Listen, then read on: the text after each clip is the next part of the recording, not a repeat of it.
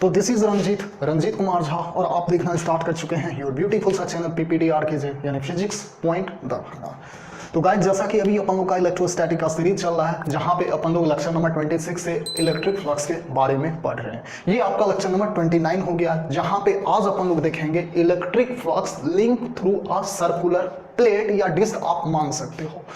तो by the way आज का लेक्चर भी आपका बोर्ड पॉइंट ऑफ व्यू के लिए इंपॉर्टेंट नहीं है, आपका लेक्चर नंबर 26 और लेक्चर नंबर 27 सफिशिएंट है बोर्ड के लिए। तो चलिए स्टार्ट करते हैं। और हाँ, आपको इस लेक्चर का नोट PDF फॉर्मेट में डिस्क्रिप्शन बॉक्स के भीतर मिल जाएगा, तो वहां से जाके आप डाउनलोड कर सकते हैं। तो चलिए स्टार्ट करते हैं। Electric flux through a circle, electric flux through circle. तो यहां पे आप ये मत कंफ्यूज होना कि सर्कल एक खोखला है, यहां पे एक सर्कुलर प्लेट लूंगा उसके थ्रू इलेक्ट्रिक फ्लक्स कैसा लिंक होगा, तो इसे आप बाय द वे डिस्क मान सकते हो।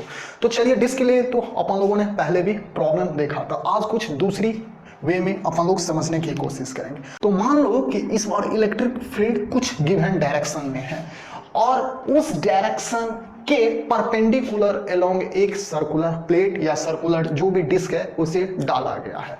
तो कैसे? तो क्वेश्चन क्या है, तो मान लेते हैं कि इन आ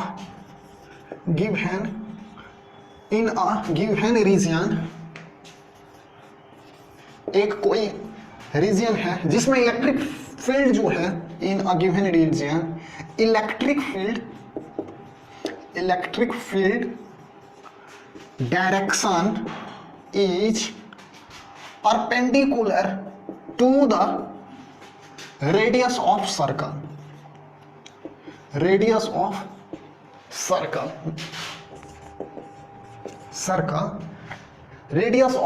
है इलेक्ट्रिक फील्ड का डायरेक्शन। अभी आप लैंग्वेज से नहीं समझोगे, मैं जब इसे पिक्चोरिकली समझाने की कोशिश करूंगा तब आप समझोगे।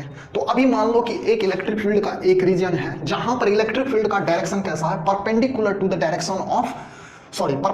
To the radius of circle and electric field जो वेरीज कर रहा है, यानी इलेक्ट्रिक फील्ड का मैग्नीट्यूड जो है, यानी इलेक्ट्रिक फील्ड मैग्नीट्यूड एक फंक्शन में दिया गया है, मैग्नीट्यूड लेट ई है, जिनका वैल्यू मान लो कि E naught into 1 minus small r by capital R है, कुछ ये फंक्शन में दिया गया है।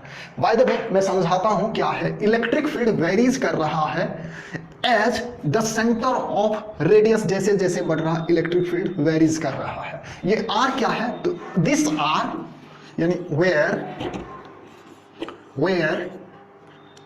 small r is the distance of circle from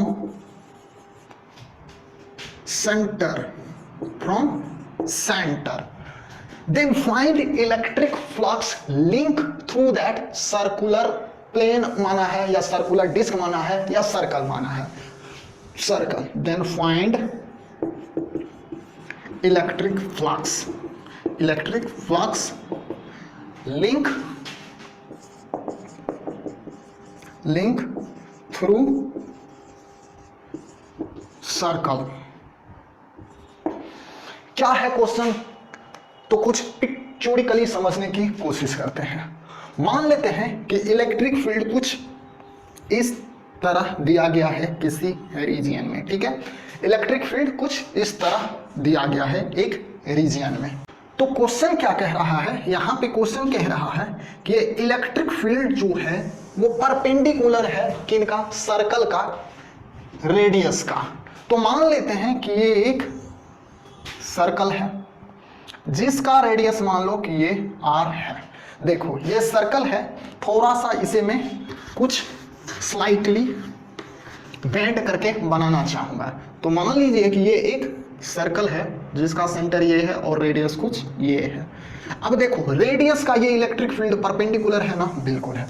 देखो ये एक सर्कल है तो इनका रेडियस ये, तो इन पर ये क्या है, परपेंडिकुलर है। और इलेक्ट्रिक फील्ड का जो मैग्नीट्यूड है वेरीज कर रहा है as the radius of this circle या radius of this circular disc. तो हमने इस सर्कल को कुछ यहां पर इस तरह रिप्रेजेंट करा है। तो हमें पूछा क्या गया है, हमें पूछा गया है कि इलेक्ट्रिक फ्लक्स बताइए इस सर्कुलर डिस्क या सर्कुलर प्लेन से कितना लिंक होगा। तो चलिए समझने की कोशिश करते हैं।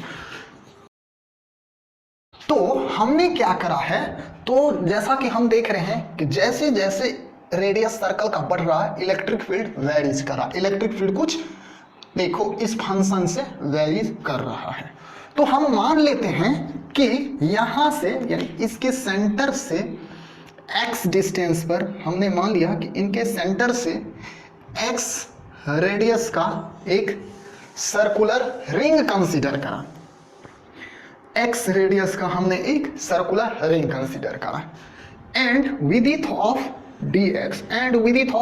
dx इसका थिकनेस क्या है, तो इनका थिकनेस dx है। ध्यान से देखना। तो इस रिंग का रेडियस क्या, सॉरी इस रिंग का एरिया क्या होगा, इस रिंग का एरिया क्या होगा। तो हमने यहां पर क्या कंसीडर करा है, here we have consider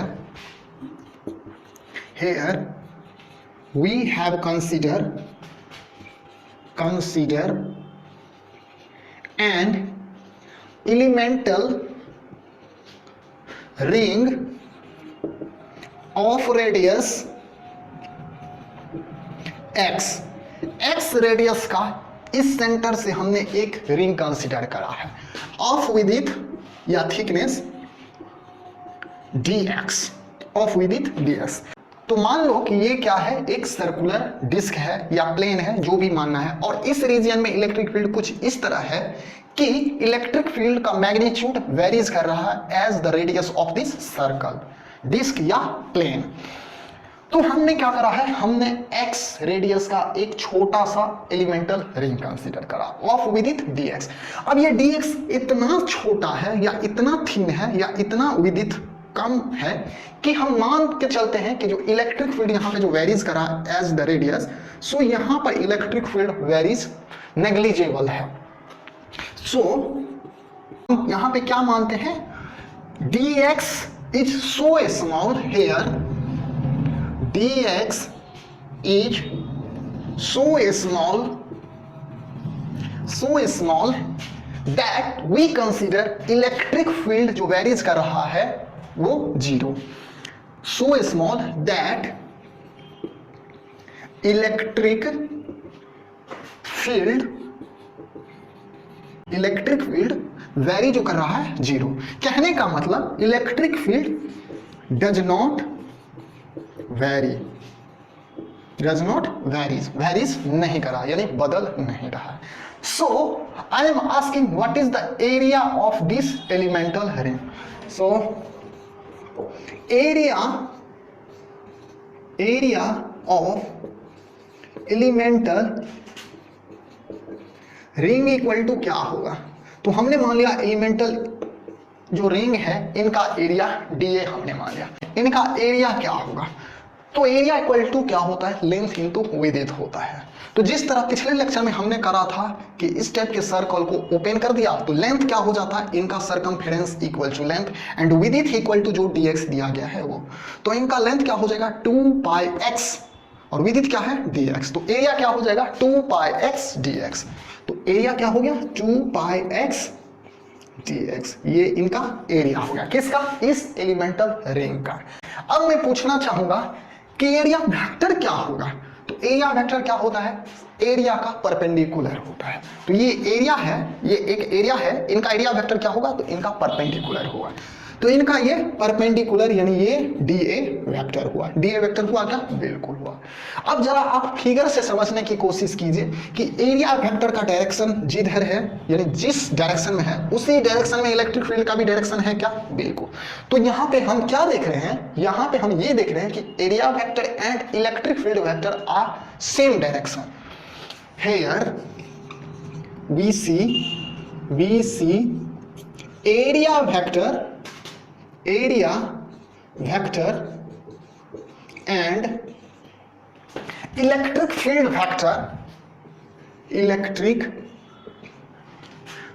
vector are in same direction,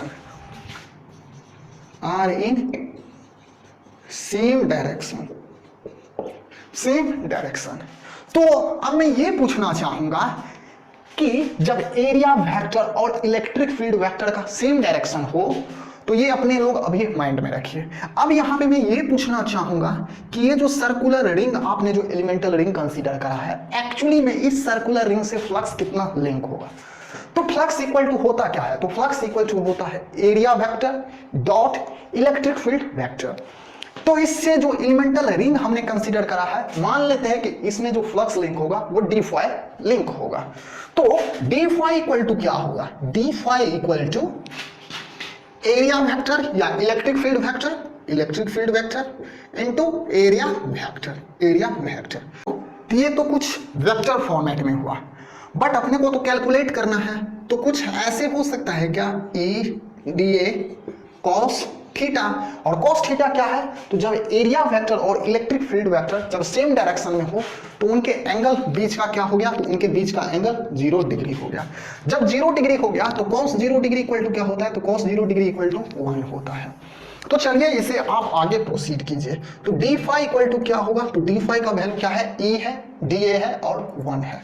तो E इक्वल टू क्या होता है? तो देखिए E का वैल्यू आपको कुछ यहां पर दे दिया गया है। तो E का वैल्यू क्या है?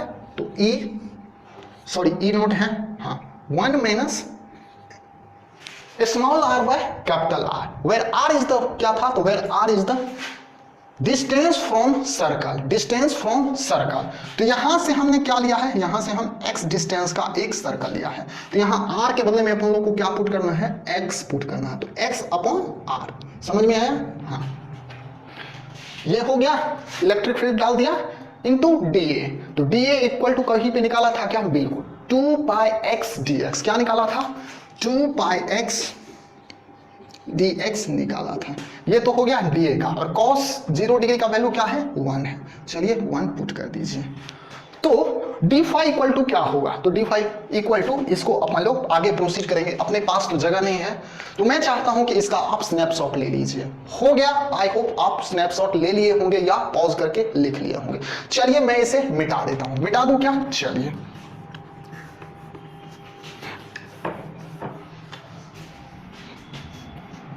तो चलिए अब अपन लोग लिख लेते हैं कि इस एलिमेंटल रिंग से कितना फ्लक्स लिंक जो हुआ था, क्या मिला था? डी फाई फ्लक्स लिंक मिला था, जो कि क्या होता है?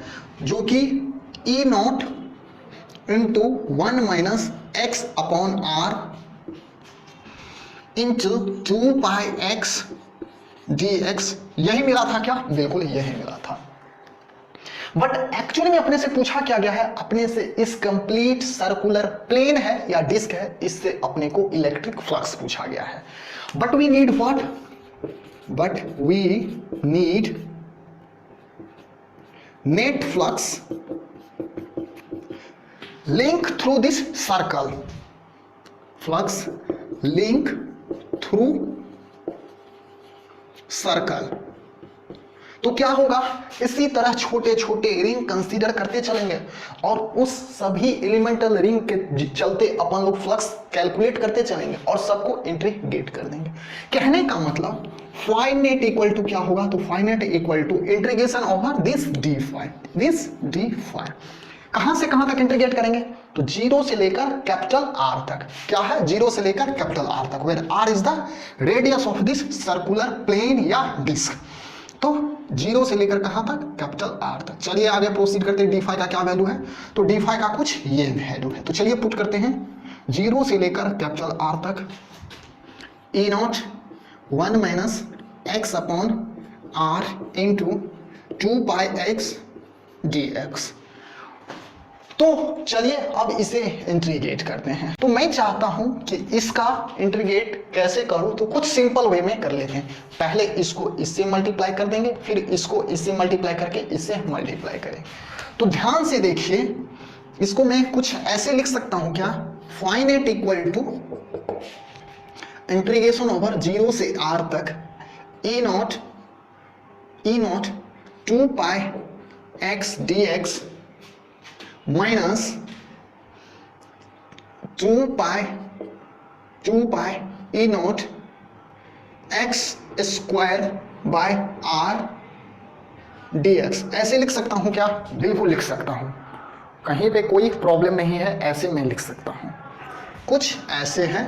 हाँ, चलिए आगे बढ़ते हैं। तो फाइनाइट एक्चुअली में होगा क्या? तो चलिए इसे सेपरेट सेपरेट आप इंटीग्रेशन करके कुछ वैल्यू निकालने की कोशिश कीजिए। तो 0 से लेकर r तक इंटीग्रेशन ई नॉट 2 पाई x dx होगा क्या? बिल्कुल होगा। माइनस का साइन है तो माइनस का साइन, इंटीग्रेशन और 0 से लेकर r तक 2 pi E naught x square by r dx का इंटीग्रेशन। ठीक है क्या? बिल्कुल ठीक है। तो क्या होगा आगे? चलिए आगे इसका इंटीग्रेशन करते हैं। तो इंटीग्रेशन करने से पहले कुछ नियम है। क्या नियम है? तो जो भी कांस्टेंट टर्म है उसे अपन लोग बाहर ले लेते हैं। तो कांस्टेंट वगैरह क्या दिखाई दे रहा है आपको? ई नॉट 2 पाई कांस्टेंट दिखाई दे रहा। एक्स कांस्टेंट नहीं है, क्यों? क्योंकि अपन लोग एक्स रेडियस का एक सर्कल लेते हैं, फिर एक्स रेडियस का एक सर्कल, फिर एक्स रेडियस का circle, that means x is variable. यहाँ पे क्या क्या वेरिएबल है? तो यहाँ पे आपका फिर x ही वेरिएबल है। 2 पाई तो कांस्टेंट है, ई नॉट तो कांस्टेंट है, r भी कांस्टेंट है।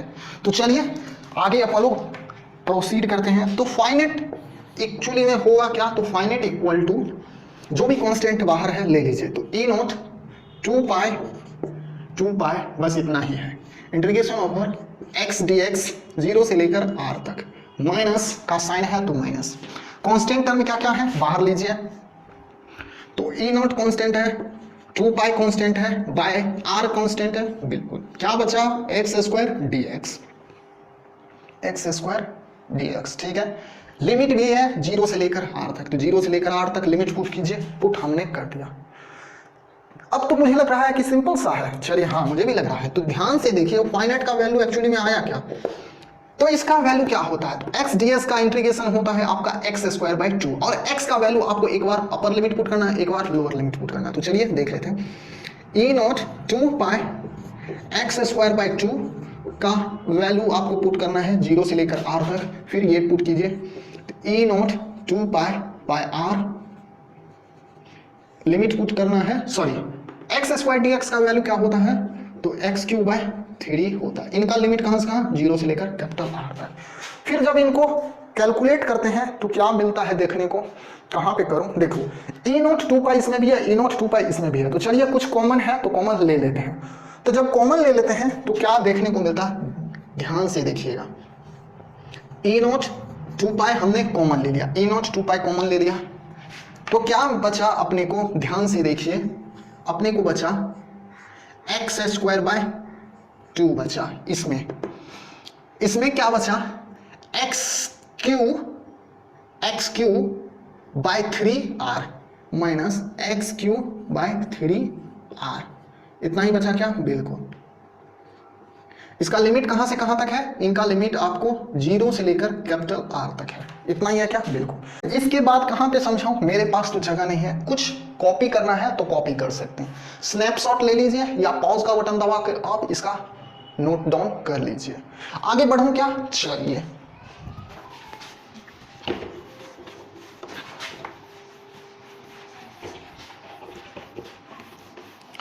तो फाइनाइट का वैल्यू एक्चुअली में अपने को क्या मिला है? फाइनाइट का वैल्यू अपने को ध्यान से देखिए, E naught into 2 pi, E naught into 2 pi, E naught into 2 pi, E naught into 2 pi x square by 2, x square by 2 minus का साइन है तो माइनस का sine x cube by 3r का लिमिट कहां से कहां? 0 से लेकर r तक। अब चलिए आगे प्रोसीड करते हैं। तो ई नॉट इंटू 2 पाई तो होगा, बिल्कुल होगा। एक्स स्क्वायर के बदले में क्या होगा? आर स्क्वायर होगा। तो चलिए पुट करते हैं। तो आर स्क्वायर होगा क्या? बिल्कुल होगा। बाय 2 है तो बाय 2।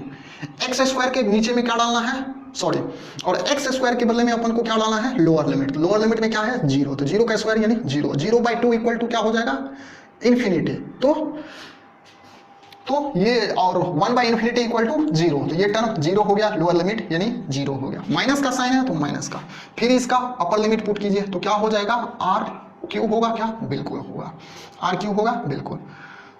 फिर लोअर लिमिट पुट कीजिए, बट्टे में भी है ना कुछ, हाँ 3r है तो 3r पुट कीजिए, ये तो हो गया upper limit. Lower limit put कीजिए तो क्या होगा, 0 का क्यू तो 0 बाय 3r, तो 0 by something equal to infinity, और 1 बाय इन्फिनिटी इक्वल टू 0, तो माइनस लोअर लिमिट 0, तो मतलब कहने का मतलब अपर लिमिट ही बचा। चलिए करते हैं आगे।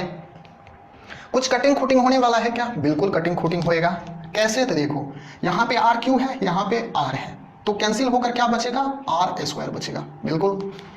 चलिए तो फाइनेट एक्चुअली में मिला क्या, फाइनेट एक्चुअली में अपने को देखो ई नॉट इंटू 2 पाई, ये आर स्क्वायर बाय 2, माइनस का साइन है, माइनस का sign, r square by 3, r square by 3, ठीक है।